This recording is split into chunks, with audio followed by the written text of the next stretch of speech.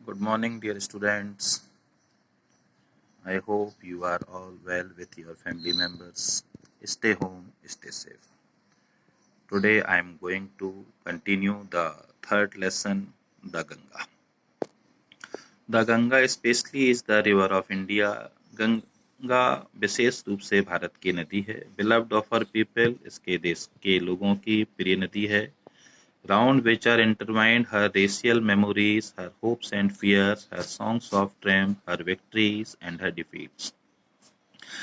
पंडित नेहरू यहाँ पर कहना चाहते हैं गंगा नदी विशेष रूप से भारत की नदी है, भारत के लोगों की प्रिय नदी है. इसके चारों ओर उसकी जातिगत यादें, उसकी आशाएं, उसके भय, उसके विजयी गीत, उसकी हार और जीत रचे बुने गए हैं. She has been a symbol of India's age-long culture and civilization. Ganga नदी भारत की युगों युगों लंबी संस्कृति और सभ्यता का प्रतीक रही है. Ever changing, ever flowing and yet ever the same. Ganga हमेशा बहती रहती है, हमेशा बदलती रहती है, फिर भी हमेशा एक जैसी नजर गंगा आती है. She reminds me of the snow-covered peaks and the deep valleys of the Himalayas, which I have loved so much, and of the rich and vast plains below, where my life and work have been cast. पंडित जी कहना चाहते हैं कि गंगा नदी उन्हें हिमालय की बर्फ से ढकी हुई चोटियों की याद दिलाती है, गहरी गहरी घाटियों की याद दिलाती है, जिन्हें मैंने बहुत अधिक प्यार किया है, और समृद्ध और विशाल मैदानी क्षेत्रों की याद दिलाती है, जहां मैंने अपना जीवन जिया और अपने जीवन के कार्यों को किया. Smiling and dancing in the morning sunlight, and dark and gloomy and full of mystery as the evening shadows fall.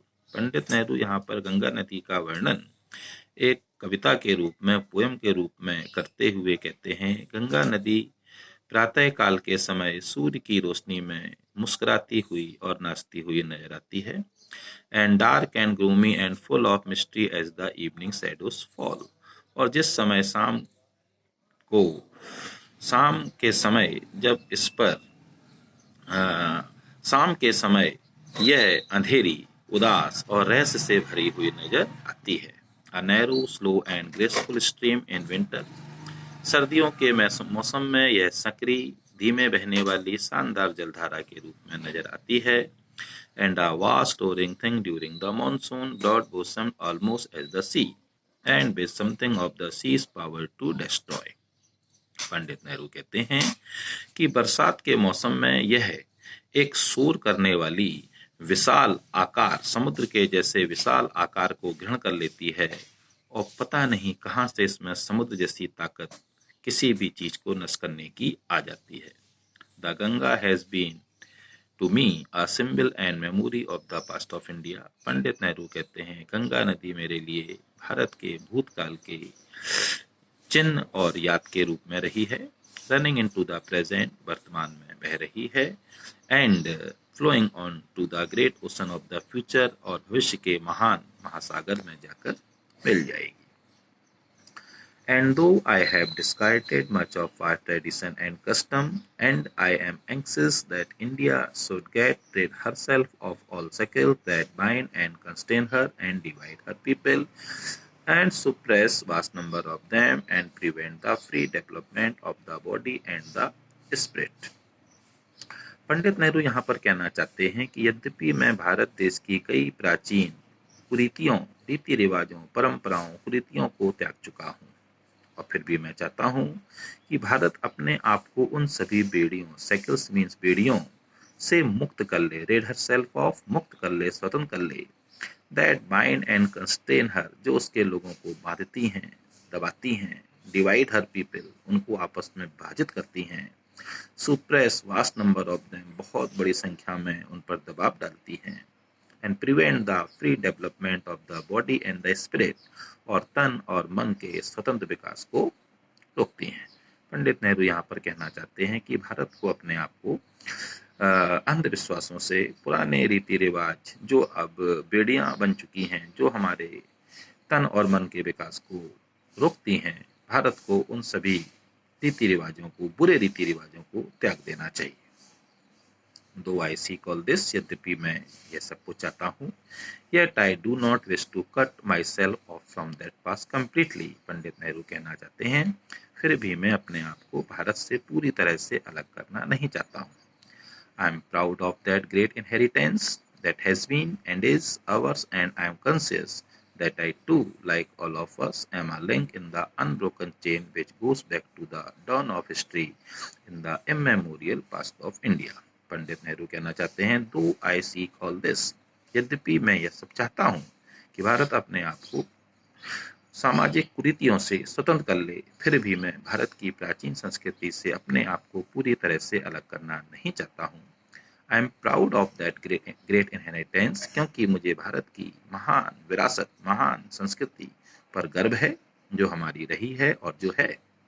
और मैं चाहता हूँ, like all of us am a link in the unbroken chain, और मैं चाहता हूँ कि मैं उस अटूट जंजीर की एक कड़ी बन जाऊँ, मैं उस अटूट जंजीर की एक कड़ी बन जाऊँ जो भारत के शानदार भूतकाल से प्रारंभ हुई है।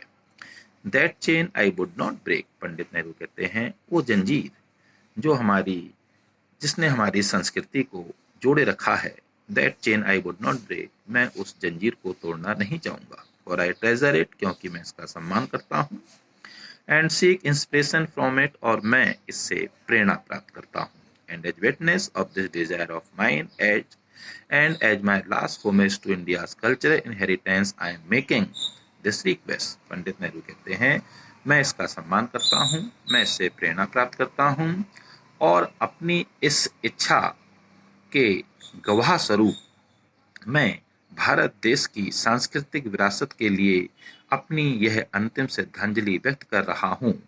आई एम मेकिंग दिस रिक्वेस्ट, मैं यह प्रार्थना कर रहा हूँ, that a handful of my ashes, कि मेरी एक मुट्ठी राख को thrown into the Ganga at Allahabad, to be carried to the great ocean that washes India shores. इसलिए मैं चाहता हूँ कि मेरी राख की एक मुट्ठी राख को इलाहाबाद में गंगा नदी में बहा दिया जाए, जो कि भारत के पवित्र शहरों से होकर गुजरती है। The major portion of my assets should, however, be disposed of otherwise. पंडित नेहरू कहते हैं कि मेरी राख का जो बचा हुआ हिस्सा है, उसे अन्य प्रकार से खर्च कर दिया जाए। I want this to be carried high up into the air in an aeroplane and scattered from that height over the fields where the peasants of India toil. पंडित नेहरू कहते हैं कि मेरी राख का जो बचा हुआ बड़ा हिस्सा है, उसे एक वायुयान में आसमान में ऊपर ले आया जाए और वहां से इसे भारत के खेतों में बिखेर दिया जाए, जहां भारत के किसान, पीजेट्स मीन्स किसान, कठिन परिश्रम करते हैं, so that they might mingle with the dust and soil of India and become an indistinguishable part of India, जिससे कि मेरी अस्थियां, मेरी राख भारत की धूल और मिट्टी में समा सकें और उसका अमिट हिस्सा बन सकें। I have written this will and testament in New Delhi on the 21st day of June in the year 1954. पंडित नेहरू कहते हैं, मैंने अपनी इस वसीयत को जून के मंथ में 1954 में नई दिल्ली में लिखा था। मैंने अपनी वसीयत को 21 जून 1954 में इलाहाबाद में लिखा था। Dear student, I think you understood this chapter very well. Please read it once again and try to understand the meaning of the lesson. And tomorrow I will give you the exercise of this lesson. Till then,